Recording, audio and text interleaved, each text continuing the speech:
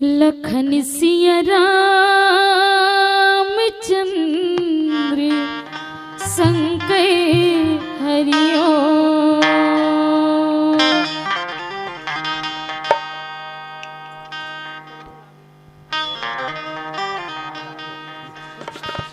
कहाँ लुका के छोड़ के मोला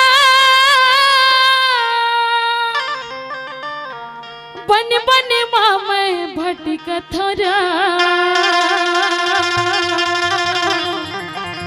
कौन धवेरी सावन कसी आंसू दिन और दिहा बरिसा थोरा ओला हृदय मापन बसाला राम भजन में दिल गाला।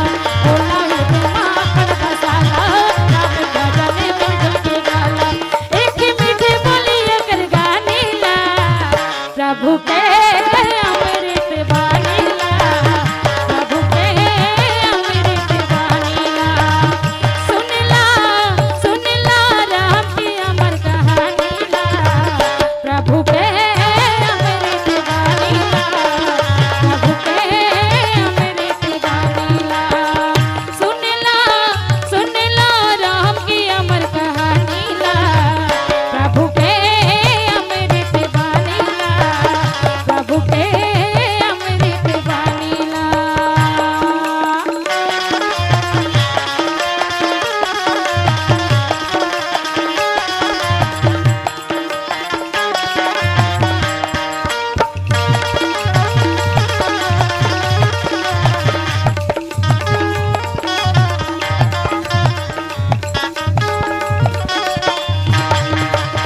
हर मार्ग माँ चले गिरथ लगे है मधुबन है लरे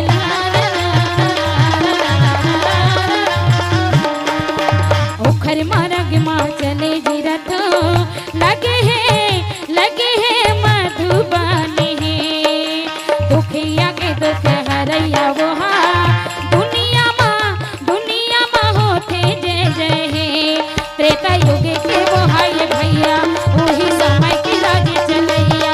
त्रेता युग के वो हाय भैया वही समय की राज चलैया। एक मीठे बोलिए कर गानी ला प्रभु के अमृत वाणी ला।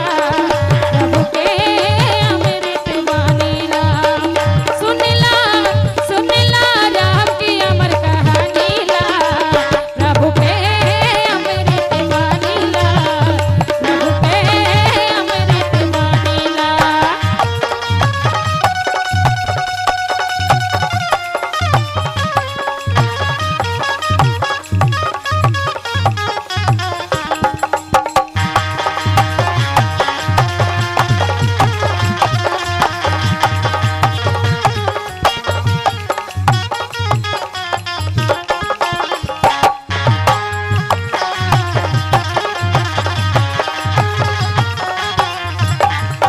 पिता दशरथ वचन सुन के प्रभु हाय के बात माँ।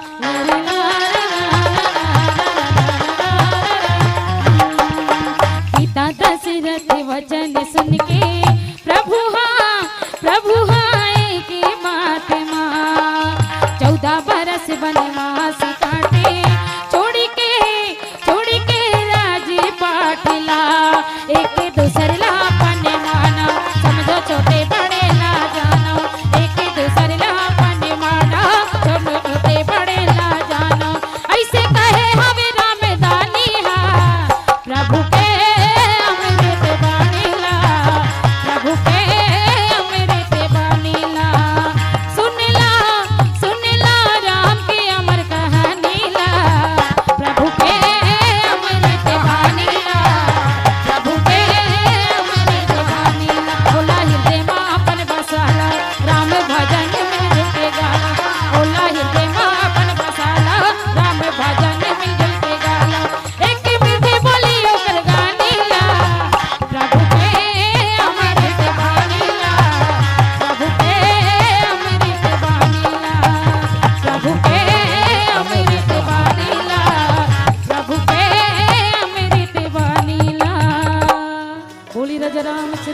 आपकी आवाज ही आपकी पहचान है।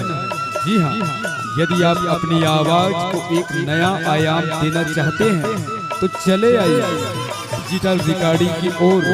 Sahu sound service, Katangi, Gandai. संपर्क करने के लिए मोबाइल नंबर है 9408287089887028।